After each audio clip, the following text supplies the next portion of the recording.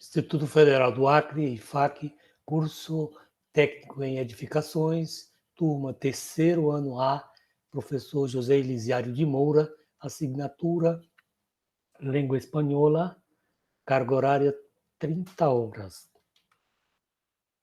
Guia del Encuentro 15, né?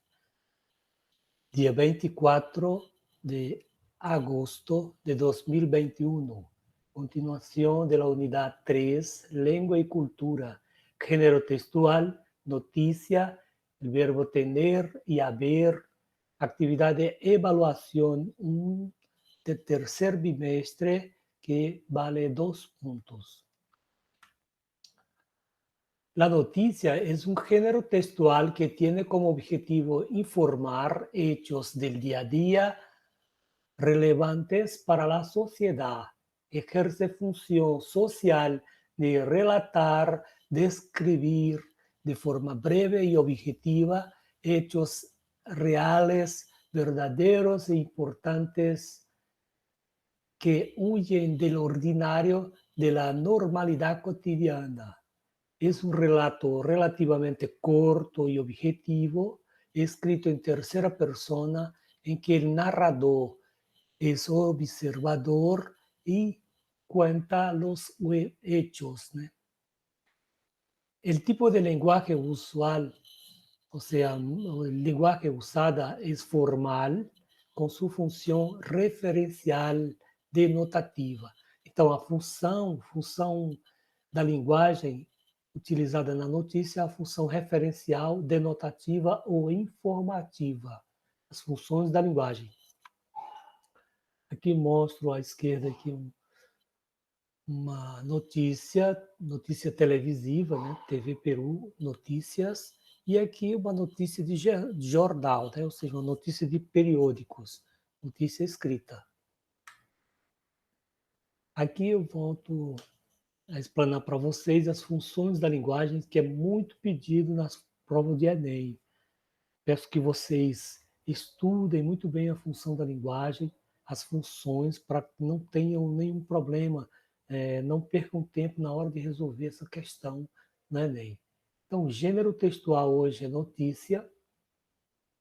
A função predominante na notícia é a função referencial, né? Em que o enunciado se concentra en el contexto, o sea, en el asunto sobre lo cual se habla. Função emotiva ou expressiva dá ênfase ao emissor, né? Ao emissor.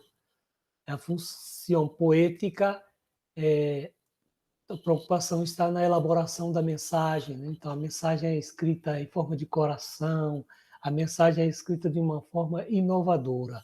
Função apelativa ou conativa dá ênfase no receptor, né? E utiliza sempre o verbo no imperativo, né? Que tenta convencer o receptor. Função fática, a preocupação é verificar o canal, se está funcionando. Então, quando aparecer uma frase assim, olá, você está me ouvindo? Vocês estão escutando? Vocês estão entendendo? Então, a função fática, porque está testando esse canal de comunicação. Função metalinguística, ela fala da própria língua, né? Quando está explicando um termo da própria língua. Aprenda a diferença entre os verbos tener e haber. Em português, utilizamos esses verbos de forma equivocada. Em espanhol, utilizamos de forma bem correta. Tener quer dizer possuir, ter, possuir. Eu possuo, eu tenho 2 hijos. Eu tenho 2 filhos, eu possuo, esses filhos são meus.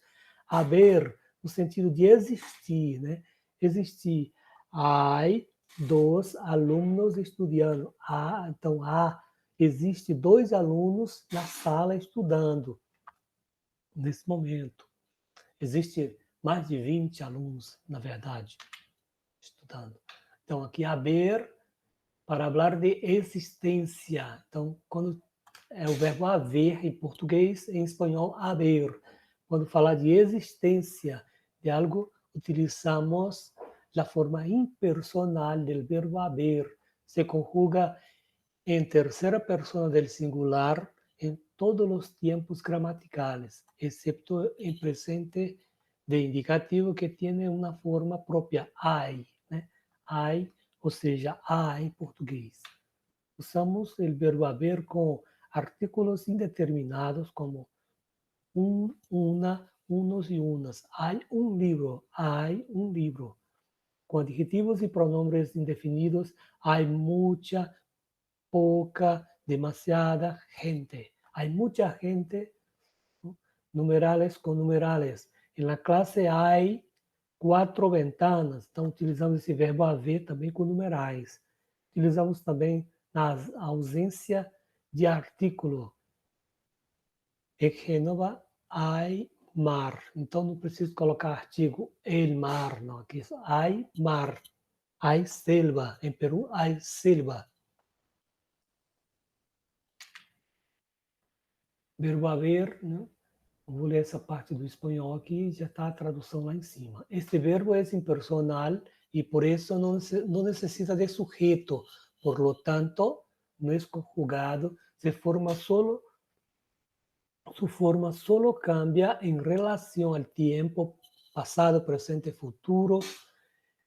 El verbo haber expresa existencia y puede ser sustituido por existe o existen, seguido de que.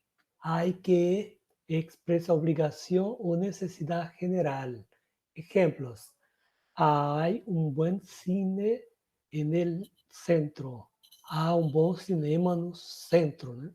Então, o verbo haver aqui no sentido de existir. Esta manhã ha habido muitas pessoas na calle. Esta manhã havia muitas pessoas na rua 5, né?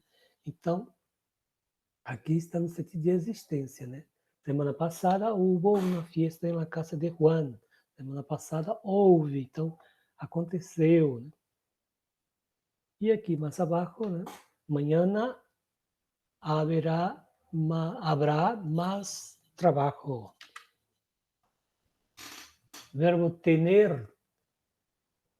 El verbo tener necesita de sujeto, por lo tanto es conjugado y su forma cambia de acuerdo con el sujeto de la oración.